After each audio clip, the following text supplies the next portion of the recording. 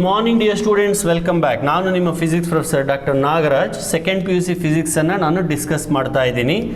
Current electricity ಆಯಿತು, electrostatics ಆಯಿತು, matter and magnetism chapter ಅದು ನೆಕ್ಸ್ಟ್ ಬರುತ್ತೆ. ಈಗ ಸದ್ಯಕ್ಕೆ ಮೂವಿಂಗ್ ಚಾರ್ಜಸ್ ಆ್ಯಂಡ್ ಮ್ಯಾಗ್ನೆಟಿಸಮ್ ಇದರಲ್ಲಿ ಬಯೋಟ್ ಸಾವರ್ಟ್ ಲಾ ಮತ್ತು ಅದರ ಅಪ್ಲಿಕೇಶನ್ಸ್ ಹೇಳಿದೆ. ಮತ್ತು ಇನ್ನೊಂದು ಯಾವುದು ಆಂಪೇರ್ ಸರ್ಕ್ಯೂಟಲ್ ಥಿಯರಮ್ ಅದು ಕೂಡ ಹೇಳಿದ್ದೀನಿ. ಸೊ ಇದರ ಜಸ್ಟ್ ಪ್ರೀವಿಯಸ್ ವಿಡಿಯೋದಲ್ಲಿ ನಾನು ಸಾಲೆನಾಯ್ಡ್ ಬಗ್ಗೆ ಮಾತಾಡ್ತಾ ಇದ್ದೆ. ಏನಿದು ಸಾಲೆನಾಯ್ಡ್ ಅಂದರೆ ಏನು, ಮತ್ತು ಅದರಲ್ಲಿ ಮ್ಯಾಗ್ನೆಟಿಕ್ ಫೀಲ್ಡ್ ಯಾವ ಥರ ಬರುತ್ತೆ, ಅದರ ಉಪಯೋಗ ಏನು ಎಲ್ಲ ಒಂದ್ಸತಿ ಹಿಂದಿನ ವಿಡಿಯೋದಲ್ಲಿದೆ, ಒಂದ್ಸತಿ ನೋಡ್ಕೊಂಬಿಡಿ. ಈಗ ಸದ್ಯಕ್ಕೆ ಕಂಟಿನ್ಯೂಟಿಗೋಸ್ಕರ ಬ್ರೀಫಾಗಿ ಹೇಳ್ಬಿಡ್ತೀನಿ. ಸಾಲೆನಾಯ್ಡ್ ಅನ್ನೋದು ಒಂದು ಡಿವೈಸು. ಅದರಲ್ಲಿ ಒಂದು ಸಿಲಿಂಡರ್ ಇರುತ್ತೆ. ಓಕೆ, ಈ ಸಿಲಿಂಡರು ತುಂಬ ಉದ್ದ ಇರುತ್ತೆ. Compare to radius, length is more. ಈ ಸಿಲಿಂಡರ್ನ ಮೇಲೆ ಅಂದರೆ ಪೈಪ್ ಅಂತ ಕರಿಬೋದು. ಪೈಪಿನ ಮೇಲೆ ವಯರನ್ನು ಸುತ್ತಿರ್ತಾರೆ. ಸೊ ಕಾಪರು, ಸಿಲ್ವರು, ಅಲ್ಯೂಮಿನಿಯಮ್ ಯಾವುದಾದ್ರು ಒಂದು ಗುಡ್ ಕಂಡಕ್ಟಿಂಗ್ ವಯರನ್ನು ಸುತ್ತಬೇಕು. ಆಮೇಲೆ ಇದನ್ನು ತೊಗೊಂಬಂದು ಬ್ಯಾಟ್ರಿಗೆ ಕನೆಕ್ಟ್ ಮಾಡೋದು. ಕರೆಂಟನ್ನು ಪಾಸ್ ಮಾಡಿದಾಗ ಏನಾಗುತ್ತೆ, ಈ ಥರ ಕರೆಂಟ್ ಹರಿಯುತ್ತೆ. So because of the current magnetic field is produced. ಈ ಕಡೆ ಕನ್ವರ್ಜ್ ಆಗುತ್ತೆ, ಈ ಕಡೆ ಡೈವರ್ಜ್ ಆಗುತ್ತೆ. ಸೊ ಹಾಗಾಗಿ ಈ ತುದಿ ಸೌತ್ ಪೋಲು, ಈ ತುದಿ ನಾರ್ತ್ ಪೋಲ್ ಆಗುತ್ತೆ. ಇದನ್ನೆಲ್ಲ ನಾನು ಡಿಸ್ಕಸ್ ಮಾಡಿದ್ದೀನಿ. ಈ ಒಳಗಡೆಗೆ ಫೀಲ್ಡ್ ಯೂನಿಫಾರ್ಮ್ ಆಗಿರುತ್ತೆ. ಈ ಒಳಗಡೆ ಎಲ್ಲೇ ನೀವು ತಗೊಂಡ್ರು ಫೀಲ್ಡನ್ನು we can show that it is B equal to μ0 n ಅಂತ, where n is number of turns per unit length. ಒಂದು ಮೀಟರ್ನಲ್ಲಿ ಎಷ್ಟು ಟರ್ನ್ಸ್ ಇದೆ ಅದು ಸ್ಮಾಲ್ n. ಕ್ಯಾಪಿಟಲ್ I ಬಂದ್ಬಿಟ್ಟು amount of current flowing in the solenoid. ಇದೆಲ್ಲ ಚರ್ಚೆ ಮಾಡಿ ಆಗಿದೆ. ವಿದ್ಯಾರ್ಥಿಗಳೇ, ಈಗ ಸಾಲೆನಾಯ್ಡಿಗೆ ಸಂಬಂಧಪಟ್ಟಂಗೆ ಇನ್ನು ಒಂದು ಇನ್ಫಾರ್ಮೇಷನ್. ಈಗ ಸಾಲೆನಾಯ್ಡ್ ತುಂಬ ಉದ್ದ ಇರುತ್ತೆ ಅಂತ ಹೇಳಿದ್ದೀನಿ. ತುಂಬ ಉದ್ದ ಅಂತಂದರೆ ಎಷ್ಟು ಸರ್? ಎಷ್ಟು ಬೇಕಾದರೂ ಇರ್ಬೋದು, ಡಿಪೆಂಡಿಂಗ್ ಆನ್ ಯುವರ್ ರಿಕ್ವೈರ್ಮೆಂಟ್. ಇದರ ಒಳಗಡೆಗೆ ನಾನು ಐರನ್ ಪೀಸನ್ನು ಅಥವಾ ಐರನ್ ರಾಡನ್ನು ಅಥವಾ ಐರನ್ ಬಾಲ್ ಅನ್ನು ಏನೋ ಇಟ್ಟಾಗ ಅದು ಮ್ಯಾಗ್ನೆಟೈಸ್ ಆಗ್ತಾ ಹೋಗುತ್ತೆ. ಆಯಿತಾ? ಈಗ ಇದೊಂದು ತುದಿ ಅಂತ ಕರೆಯೋಣ. ಈ ತುದಿನ ಎಸ್ ಅಂತ ಕರೆಯೋಣ, ಸೌತ್ ಎಂಡ್. ಇದು ನಾರ್ತ್ ಎಂಡ್. ಓಕೆನಾ? ಇದನ್ನು ಆಕ್ಸಿಸ್ ಅಂತ ಕರೆಯೋಣ, ಸಾಲೆನಾಯ್ಡ್ ಆಕ್ಸಿಸ್. ಇದು ನಾರ್ಮಲಿ ಎಂಟ್ರೆನ್ಸ್ ಎಕ್ಸಾಮ್ಗೆ ಸ್ವಲ್ಪ ಹೆಲ್ಪ್ ಆಗುವಂಥ ಇನ್ಫಾರ್ಮೇಷನ್. ಮೇನ್ ಎಕ್ಸಾಮಲ್ಲಿ ಆಗಲೇ ಹೇಳಿದ್ದೀನಿ, ಹಿಂದಿನ ವಿಡಿಯೋದು ಮುಗಿದೋಯ್ತು, ಇದನ್ನೇನು ಕೇಳಲ್ಲ. ಬಟ್ ನನ್ನ ಉದ್ದೇಶ ನಾನು ಆಗಲೇ ಹೇಳ್ದಂಗೆ ಬರೀ ಮೇನ್ ಎಕ್ಸಾಮ್ಗೆ ಅಷ್ಟೇ ಅಲ್ಲ, ಎಂಟ್ರೆನ್ಸ್ ಎಕ್ಸಾಮ್ಗೂ ಒಂದಷ್ಟು ಇನ್ಫಾರ್ಮೇಷನನ್ನು ಕೊಡ್ತಾ ಹೋಗ್ತೀನಿ. ಈಗ ನೋಡಿ, ಮಧ್ಯದಲ್ಲೆಲ್ಲೋ ಒಂದು ಪಾಯಿಂಟನ್ನು, ಎಲ್ಲಾದರೂ ಮಧ್ಯದಲ್ಲೇ ಆಗಬೇಕಂತೇಳಿ ಎಲ್ಲಾದರೂ ಒಂದು ಪಾಯಿಂಟನ್ನು ತಗೊಳ್ಳಿ. Let me take point somewhere here, P ಅಂತ ತಗೊಳ್ಳೋಣ. ಈ P ಇಂದ ಆ ಕಡೆಗೆ ಮತ್ತು ಈ ಕಡೆಗೆ ಒಂದು ಲೈನನ್ನು ಡ್ರಾ ಮಾಡಿ. ಸೊ ಹೀಗೆ ಮತ್ತು ಹೀಗೆ ಡ್ರಾ ಮಾಡಿದ್ರಾ? ಸೊ ಇದು θ2 ಅಂತ, ಇದು θ1 ಅಂತ angle. So θ1 and θ2 are the angles made by the line joining the point and both the ends. And we can show that ಇದು possible ಇದೆ, but proof ಏನು ಬೇಕಾಗಿಲ್ಲ. We can show that it is μ0 ni divided by 2 into cos θ2 minus cos θ1. ಈ ಥರ ಫಾರ್ಮುಲಾನು derive ಮಾಡಬಹುದು, but not necessary. But ನೆನ್ಪಿಟ್ಕೊಳ್ಳಿ, ಇದು CETಗೆ ಅಥವಾ ನೀಟ್ ಎಕ್ಸಾಮ್ಗೆ ಬೇಕಾಗುತ್ತೆ. ಇಲ್ಲಿ θ2 ಅಂದರೆ ಏನು? ಈ ಆ್ಯಂಗಲ್. θ1 ಅಂದರೆ ಏನು? ಈ ಆ್ಯಂಗಲ್. ಈಗ ನೋಡಿ, ಪಾಯಿಂಟ್ ಕರೆಕ್ಟಾಗಿ ಮಧ್ಯದಲ್ಲಿದೆ ಅಂತ ಇಟ್ಕೊಳ್ಳೋಣ. ಈಗ ಮತ್ತೊಮ್ಮೆ ಆ ಡಯಾಗ್ರಾಮನ್ನು ಬರಿತೀನಿ. ಕರೆಕ್ಟಾಗಿ ಮಧ್ಯದಲ್ಲಿದೆ ಅಂತ ಇಟ್ಕೊಳ್ಳಿ. ಆವಾಗ ಇದು ಆಕ್ಸಿಸ್. ಇದು ವಿದ್ಯಾರ್ಥಿಗಳ ಒಂದು ನೆನ್ಪಿಟ್ಕೋಬೇಕು, length is very much greater than radius. ಇದು ತುಂಬ ಚಿಕ್ಕದಾಗಿರುತ್ತೆ. ನಾನು ಚಿಕ್ಕದಾಗಿ ಬರೆದ್ರೆ ನಿಮಗೆ ಕಾಣಲ್ಲ ಅಂತೇಳಿ ಸ್ವಲ್ಪ ದೊಡ್ಡದು ಮಾಡಿದ್ದೀನಿ. ಆಯಿತಾ? ಇದು ಲೆಂತ್ ತುಂಬ ಜಾಸ್ತಿ ಇರುತ್ತೆ. ಸೊ ಹೀಗೆ ಹೇಳಿದಾಗ ಈ ಆ್ಯಂಗಲ್ ಇದೆಯಲ್ಲ, ಇದು ಆಲ್ಮೋಸ್ಟ್ ಝೀರೋ ಆಗಿಬಿಡುತ್ತೆ. ಆಮೇಲೆ ಈ ಆ್ಯಂಗಲ್ ಇದೆಯಲ್ಲ, ಇದು ಆಲ್ಮೋಸ್ಟ್ 180 ಡಿಗ್ರಿ ಆಗಿಬಿಡುತ್ತೆ. ಸರ್ ಇದು ಹೆಂಗೆ ಸರ್ ಝೀರೋ ಆಗುತ್ತೆ, ಗೊತ್ತಾಗ್ತಾ ಇಲ್ಲ ಅಂತ ಅಂದ್ಕೋಬೋದು. ಇಲ್ಲಿ ಝೀರೋ ಥರ ಕಾಣಿಸ್ತಾ ಇಲ್ಲ, ಆದರೆ ನೀವು ಒಂದು ಕೆಲಸ ಮಾಡಿ, ಇದನ್ನು ಉದ್ದ ಮಾಡಿ, ಆಯಿತಾ, ಇಲ್ಲಿಂದ ಲೈನನ್ನು ಹೇಳ್ಕೊಂಬನ್ನಿ, ಅವಾಗ ಆಲ್ಮೋಸ್ಟ್ ಪ್ಯಾರಲಲ್ ಥರ ಬಂದ್ಬಿಡುತ್ತೆ ಇದಕ್ಕೆ. ಸೊ ಈ ಅಂದರೆ when point P is at center, that is at center, θ2 is equal to 0, θ1 is equal to 180.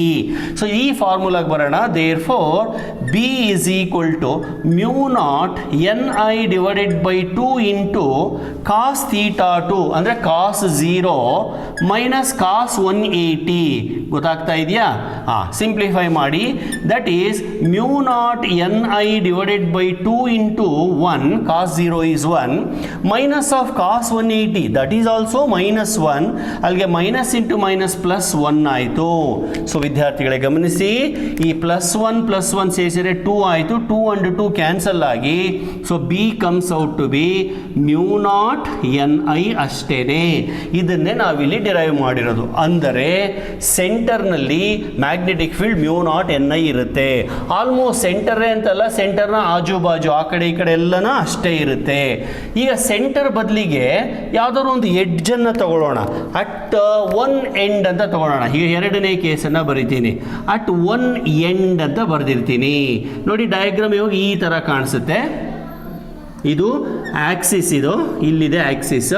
ಈಗ ಪಾಯಿಂಟನ್ನು ನಾನು ಇಲ್ಲಿ ತಗೊಳ್ತಾ ಇದ್ದೀನಿ. ತಗೊಂಡಾಗ ಇಲ್ಲಿಂದ ಜಾಯಿನ್ ಮಾಡಬೇಕು. ಇದು θ2 0 ಆಯಿತು. ಇಲ್ಲಿಂದ ಜಾಯಿನ್ ಮಾಡಬೇಕು. ಇದು θ1 90 ಡಿಗ್ರಿ ಆಯಿತು. ನೋಡಿ ಮಕ್ಕಳೇ, θ2 = 0, θ1 = 90. ಸೊ ಅದೇ ಫಾರ್ಮುಲಾಗೆ ಬರೋಣ. ಅವಾಗ ಏನಾಗುತ್ತೆ, ಬಿ = ಈ formula μ0 ni divided by 2 into cos θ2 cos 0 1 cos θ2 cos 0 1 minus cos θ1 means cos 90 0. ಅಲ್ಲಿಗೆ b = μ0 ni ಡಿವೈಡೆಡ್ ಬೈ 2 ಆಯಿತು. ಎಲ್ಲಿ? At one end. ಯಾವ ಎಂಡು? ನಾನಿಲ್ಲಿ ಸೌತ್ ಎಂಡ್ ತಗೊಂಡಿದ್ದೀನಿ. ನೀವು ಬೇಕಾದ್ರೆ ನಾರ್ತ್ ಎಂಡ್ ತಗೊಂಡು ಟ್ರೈ ಮಾಡಿ, ಇದೇ ಆನ್ಸರ್ ಬರುತ್ತೆ. ಅಂದರೆ ಸೆಂಟರ್ನಲ್ಲಿ ಎಷ್ಟು ಮ್ಯಾಗ್ನೆಟಿಕ್ ಫೀಲ್ಡ್ ಇದೆಯೋ ಅದರ ಅರ್ಧ ಎಡ್ಜಲ್ಲಿ ಇರುತ್ತೆ. ಗೊತ್ತಾಗ್ತಿದೆಯಾ ಮಕ್ಕಳೇ? ಅಂದರೆ ಇವಾಗ ಸೆಂಟರ್ನಲ್ಲಿ 100 ಟೆಸ್ಲಾ ಇತ್ತು ಅಂತ ಇಟ್ಕೊಳ್ಳಿ. ಎಡ್ಜಿಗೆ ಬಂದಾಗ ಅದು 50 ಟೆಸ್ಲಾ ಆಗಿರುತ್ತೆ. ಕರೆಕ್ಟಾಗಿ ಹಾಫ್ ಆಗಿರುತ್ತೆ.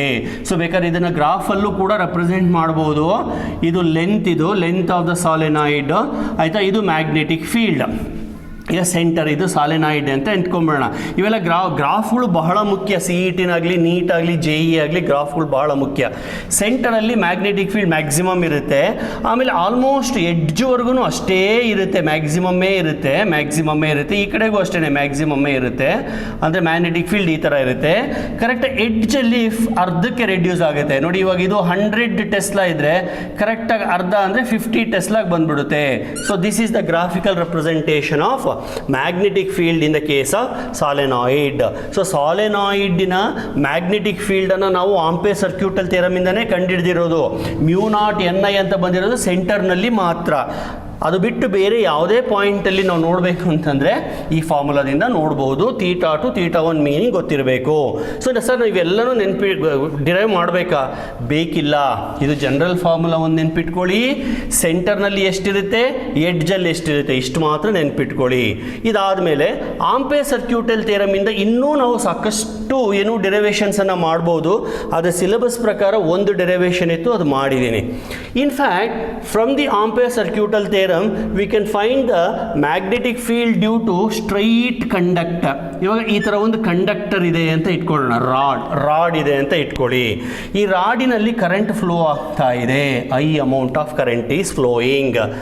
Due to this current, how much magnetic field is produced here? That is at a distance of r. ಇದನ್ನು ನಾವು ಕಂಡುಹಿಡಿಯಬಹುದು using Ampere circuital theorem. We can show that at any point magnetic field is given by μ0 I divided by 2 pi r, where r is the distance.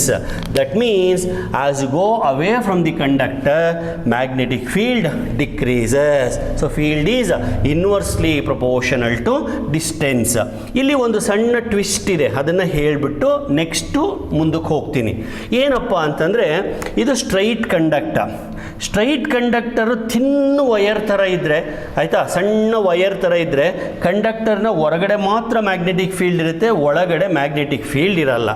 ಅದೇ conductor pipe ಥರ ಇದ್ದರೆ, hello tube ಥರ ಇದ್ದರೆ ಅವಾಗಲೂ ಅಷ್ಟೇ ಹೊರಗಡೆ ಮ್ಯಾಗ್ನೆಟಿಕ್ ಫೀಲ್ಡ್ ಇರುತ್ತೆ, ಒಳಗಡೆ magnetic field ಇರಲ್ಲ. ಅದು ಬಿಟ್ಟು ಈ ಥರ ರಾಡ್, ದಪ್ಪ ಕಬ್ಬಿಣದ ಕಂಬಿ ಥರ ಇದ್ದರೆ, ರಾಡ್ ಥರ ಇದ್ದರೆ ಅಂದರೆ ಅದು ಥಿನ್ ವಯರೂ ಅಲ್ಲ, ಪೈಪ್ನೂ ಅಲ್ಲ, ಸಿಲಿಂಡ್ರಿಕಲ್ ಪೈಪ್ನೂ ಅಲ್ಲ, ಸಾಲಿಡ್ ರಾಡ್ ಥರ ಇದೆ. ಹೀಗೆ ದಪ್ಪಗಿದೆ ಅಂತ ಇಟ್ಕೊಳ್ಳಿ. ಈ ಥರ ರಾಡ್ ಈ ರಾಡಿನ ಆಕ್ಸಿಸ್ ಇದು ಆಯಿತಾ. ಈ ರಾಡಿಗೆ ರೇಡಿಯಸ್ ಆರ್ ಅಂತ ಇದೆ. ಕಬ್ಬಿಣದ ಕಂಬಿನ ಜ್ಞಾಪಿಸ್ಕೊಳ್ಳಿ ನೀವು. ಇವಾಗ ಕಬ್ಬಿಣದ ಕಂಬಿಯನ್ನು ಜ್ಞಾಪಿಸ್ಕೊಳ್ಳಿ, ಇದರಲ್ಲಿ ಕರೆಂಟ್ ಫ್ಲೋ ಆಗ್ತಾ ಇದೆ. ಈಗ ಯಾವ ಥರ ಇರುತ್ತೆ ಸರ್ ಮ್ಯಾಗ್ನೆಟಿಕ್ ಫೀಲ್ಡ್? ಇದು ಸಿ ಇ ಟಿನಲ್ಲಿ ಬಹಳ ಸತಿ ಕೇಳಿದ್ದಾರೆ. ಹೊರಗಡೆ ಆನ್ ದ ಸರ್ಫೇಸ್ ಮತ್ತು ಒಳಗಡೆ 3 ಪಾಯಿಂಟ್ಗಳನ್ನು ತಗೋತೀನಿ. P, Q, S. ಆರ್ ಬೇಡ, ಯಾಕೆಂದರೆ ಆರ್ ಆಲ್ರೆಡಿ ತೊಗೊಂಡ್ಬಿಟ್ಟಿದ್ದೀನಿ, ಗೊತ್ತಾಯ್ತಾ. ಪಿ ಹತ್ರ ಅಂದರೆ ಔಟ್ಸೈಡ್. ಸೊ ಅಟ್ ಪಿ ಇಲ್ಲಿ ಬರೆದು ಬಿಡ್ತೀನಿ. Magnetic field is given by this formula only, that is μ0I divided by 2πr. This is the distance R. Okay, so ಇದೇ formula. Outside it is inversely proportional. On Q, ಸರಿ, at Q, on ಅಲ್ಲ, at Q, of course on the ರಾಡೇನೆ ಅದು. At Q ತಗೊಂಡಾಗ B is equal to μ0I divided by 2π capital R. ಇವಾಗ ಏನದು capital R? ಈ distance, radius of the rod, ಗೊತ್ತಾಯ್ತಾ. ಈಗ ಕೇಳಿಸ್ಕೊಳ್ಳಿ, ಅಟ್ ಎಸ್, ಇವಾಗ ಎಲ್ಲಿದೆ ಎಸ್ ಹೇಳಿ ನೋಡೋಣ. ನೋಡಿ ಮಕ್ಕಳೇ, ಅಟ್ ಪಿ ಅಂದರೆ outside the rod, at Q ಅಂದರೆ ಆನ್ ದ ರಾಡ್, ಆಯಿತಾ. ಅಟ್ ಎಸ್ ಅಂದರೆ ಎಲ್ಲಿ? ರಾಡಿನ ಒಳಗಡೆಗೆ. ಒಳಗಡೆ ಅಂದರೆ ಎಷ್ಟು ದೂರದಲ್ಲಿ? ಇಷ್ಟು ದೂರದಲ್ಲಿ, ಕಡಿಮೆ ದೂರದಲ್ಲಿ. ಸರ್ 2 ಸರ್ತಿ ಆರ್ ಬರೆದ್ರಲ್ಲ ಸರ್, ಇಲ್ಲಿ ಆರ್ ಅನ್ನೋದು ಡಿಸ್ಟೆನ್ಸ್ ಅಷ್ಟೇನೆ. ನೋಡಿ, ಈ ರಾಡಿಂದ ಎಷ್ಟು ದೂರದಲ್ಲಿದ್ದೀರಾ ಅಂತ. ಇಷ್ಟು ದೂರದಲ್ಲಿದ್ದರೆ ಅದು ಸ್ಮಾಲ್ ಆರ್. ಹಾಗೆ ಬರ್ತಾ ಬರ್ತಾ ಬರ್ತಾ ಬರ್ತಾ ಅದು ರೇಡಿಯಸ್ ಆಯಿತು, ಆಯಿತಾ. ಈಗ ಮತ್ತೆ ಒಳಗಡೆ ಹೋಗಿದ್ದೀನಿ. ಒಳಗಡೆ ಹೋದಾಗ I can show that B is equal to μ0I R square divided by 2, sorry, μ0I R square ಅಲ್ಲ, sorry, μ0I R divided by R square. ಈ ಥರ ಪ್ರೂವ್ ಮಾಡಬಹುದು. ನೋಡಿ ಮಕ್ಕಳೇ, ಯೋಚನೆ ಮಾಡಿ. B is inversely proportional to distance, whereas here B is directly proportional to distance. ಅಂದರೆ ಒಳಗಡೆ ಮ್ಯಾಗ್ನೆಟಿಕ್ ಫೀಲ್ಡ್ ಇನ್ಕ್ರೀಸ್ ಆಗುತ್ತೆ, ಹೊರಗಡೆ ಮ್ಯಾಗ್ನೆಟಿಕ್ ಫೀಲ್ಡ್ ಡಿಕ್ರೀಸ್ ಆಗುತ್ತೆ. ಇದನ್ನು ಗ್ರಾಫಿಕಲಿ ನಾವು ರೆಪ್ರೆಸೆಂಟ್ ಮಾಡಬಹುದು. ನೋಡಿ, ಈ ಥರ ಗ್ರಾಫಿಕಲಿ ರೆಪ್ರೆಸೆಂಟ್ ಮಾಡಬಹುದು. ಒಳಗಡೆ ಇನ್ಕ್ರೀಸ್ ಆಗುತ್ತೆ, ಹೊರಗಡೆ ಡಿಕ್ರೀಸ್ ಆಗುತ್ತೆ. ಸೊ ಇದು ಎಡ್ಜಲ್ಲಿ, ಇದು ಇನ್ಸೈಡ್ ದಿ ರಾಡ್, ಇದು ಔಟ್ಸೈಡ್ ದಿ ರಾಡ್. ಇದು ಕೂಡ ಈ ಸಿ ಇ ಟಿನಲ್ಲಿ ಬರ್ತಕ್ಕಂಥ ಪಾಯಿಂಟೇನೆ. ಅದು ಇಲ್ಲಿ ನೋಡಿ, ಒಂದು ಗಮನಿಸಬೇಕು. ಥಿನ್ ವಯರ್ ಆದರೆ ಯಾವ ರೀತಿಯ ಮ್ಯಾಗ್ನೆಟಿಕ್ ಫೀಲ್ಡು ಇರಲ್ಲ ಒಳಗಡೆ. ಹೊರಗಡೆ ಇರುತ್ತೆ, it is nothing but μ0I by 2πr. Hollow cylinder ಆದರೆ ಒಳಗಡೆ ಮ್ಯಾಗ್ನೆಟಿಕ್ ಫೀಲ್ಡ್ ಇರಲ್ಲ, ಹೊರಗಡೆ ಮ್ಯಾಗ್ನೆಟಿಕ್ ಫೀಲ್ಡ್ ಇರುತ್ತೆ. That is also μ0I by 2πr. Thin wire ಅಲ್ಲ, ಸಿಲಿಂಡರು ಅಲ್ಲ, ಗಟ್ಟಿಯಾದ ರಾಡ್, ಕಬ್ಬಿಣದ ಕಂಬಿ, ಸಾಲಿಡ್ ರಾಡ್. ಅವಾಗ ಏನಾಗುತ್ತೆ? Inside there is magnetic field, on the conductor there is magnetic field, outside also there is magnetic field. Inside it is directly proportional to distance, outside it is inversely proportional to distance. ಈ ಒಂದು particular ಕಾನ್ಸೆಪ್ಟಲ್ಲೇ 3-4 ಥರದ entrance exam ಕ್ವಶನ್ಸನ್ನು ಕೇಳ್ಬೋದು. ಹೀಗೆ a solid conducting rod carries current, then which of the following is correct ಅಂತ ಕೇಳ್ತಾರೆ. there exists magnetic field only outside, there exists magnetic field only in the inside, magnetic field exists only on the conductor, all the above correctly ಎಲ್ಲ ಕಡೆಗೂ magnetic field ಇರುತ್ತೆ. ಅಥವಾ ಗ್ರಾಫ್ಗಳನ್ನು ಕೊಟ್ಟು ಈ ಥರದ್ದೊಂದು graph ಕೊಡ್ತಾರೆ, ಅಥವಾ ಈ ಥರ ಒಂದು ಗ್ರಾಫ್ ಕೊಡ್ತಾರೆ, ಅಥವಾ ಈ ಥರ ಒಂದು ಗ್ರಾಫನ್ನು ಕೊಡ್ತಾರೆ. So which of the following graph represents the variation of magnetic field with respect to distance in case of solid conductor? Solid ಅನ್ನೋ ಪದ ಮುಖ್ಯ ಇಲ್ಲಿ. So inside it is directly proportional, outside it is inversely proportional. Where is the magnetic field maximum? It is maximum on the conductor. ಕಂಡಕ್ಟರ್ನ ಮೇಲೆ maximum ಇರುತ್ತೆ, ಬರ್ತಾ ಬರ್ತಾ ಬರ್ತಾ ಕಡಿಮೆ ಆಗ್ತಾ ಹೋಗುತ್ತೆ. ಸೊ ಇಲ್ಲೆಲ್ಲ ಈಕ್ವೇಷನ್ಸ್ ಇದ್ದಾವೆ. ಸೊ ಈ ಥರ ಇವನ್ನೆಲ್ಲನೂ ಕೂಡ ನಾವು ಆಂಪೇರ್ ಸರ್ಕ್ಯೂಟಲ್ ಥಿಯರಮಿಂದನೇ ಡಿರೈವ್ ಮಾಡೋದು.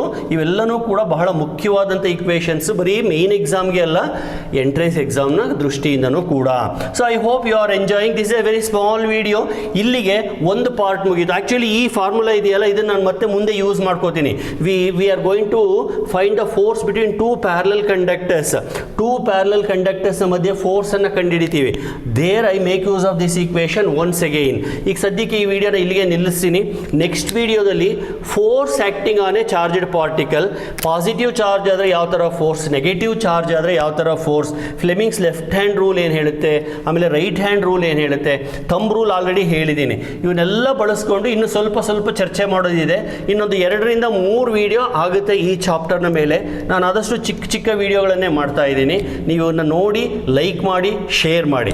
ನೋಟ್ಸ್ ಕೂಡ ಗ್ರೂಪಲ್ಲೇ ಹಾಕಿದ್ದೀನಿ, ಡಿಸ್ಕ್ರಿಪ್ಷನ್ ಬಾಕ್ಸಲ್ಲೇ ಹಾಕಿದ್ದೀನಿ. ಜೊತೆಗೆ ನನ್ನ ಹಳೆ ವೀಡಿಯೋಗಳಂದರೆ ಪ್ರೀವಿಯಸ್ ಚಾಪ್ಟರ್ ವೀಡಿಯೋಗಳ ಲಿಂಕ್ಗಳನ್ನು ಹಾಕಿದ್ದೀನಿ. ನಿಮಗೆ ಯಾವ ಚಾಪ್ಟರ್ ಬೇಕೋ ಆ ಚಾಪ್ಟರ್ ಮೇಲೆ ಕ್ಲಿಕ್ ಮಾಡಿ, ಆ ವಿಡಿಯೋ ಓಪನ್ ಆಗುತ್ತೆ. You can listen to the video, you can watch the video, you can listen to my lecturing. Okay, thank you very much.